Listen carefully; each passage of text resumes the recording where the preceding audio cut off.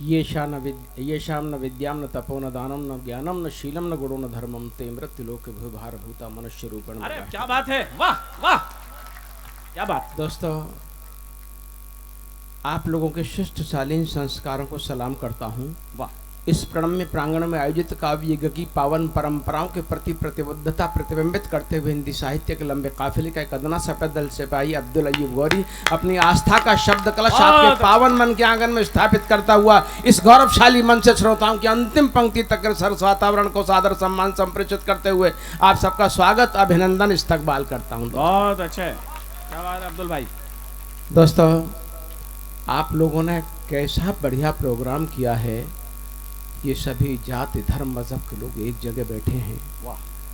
द्वारे बालोतरा के लोगों, ये पूरा हिंदुस्तान बालोतरा क्यों नहीं बन जाता। वाह वाह भाई, क्या बात है अब्दुल। अगर किसी को सीख लेनी है तो बालोतरा से लो, कोई किसी तरह का झगड़ा ही नहीं रहा, विवाद समाप्त हो जाएंगे। वाह दोस्तों, पूरे देश में जाके बताऊंगा कि बालोतरा के लोग किस तरह से प्रोग्राम करते हैं। बहुत अच्छा। और इसकी भूमिका में जिन लोगों ने शुरू किया, आदरणीय कैलाश जी विधायक साहब, मैं आपको प्रणाम करता हूं, आपकी सोच को प्रणाम करता हूं, जिन्होंने इतना अच्छे प्रोग्राम के बारे में सोचा। और भाई गौड़ साहब, भरत जी मोदी साहब, आप लोगों ने जो, और सभी टीम के लोग, भाई सुरेश जी ने, रफ़ीक भाई ने बहुत अच्छा संचालन किया।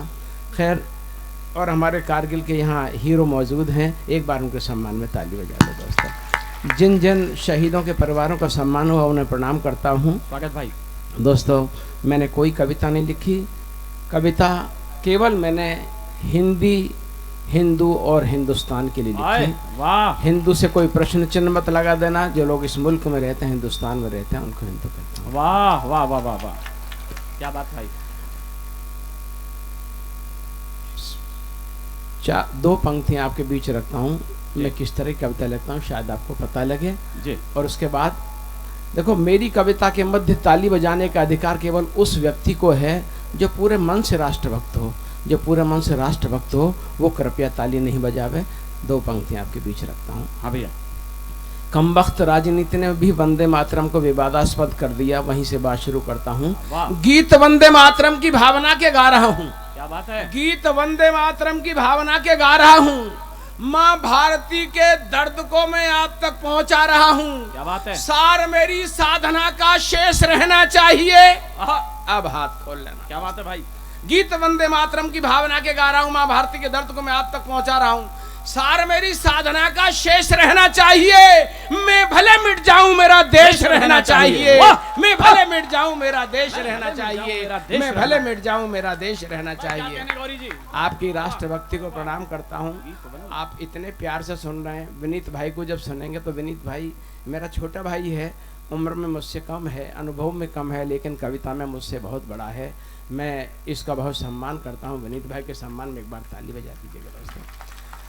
जब बात इस देश में, लोग, मुझे नहीं लग रहा यहाँ पे कि इस देश में कोई सांप्रदायिकता है, इस देश में कोई हिंदू मुसलमान का सवाल है। जब मैं इस शहर में आया तो मुझे बिल्कुल भी नहीं लगा, जैसे एक भाई की तरह, एक परिवार की तरह सब लोग बैठे हैं। मुझे एक बात याद आ गई विनीत भाई, एक आदमी का नाम छेदीलाल था। छेदीलाल, लोग उसे छेदिया छेदिया कहते थे।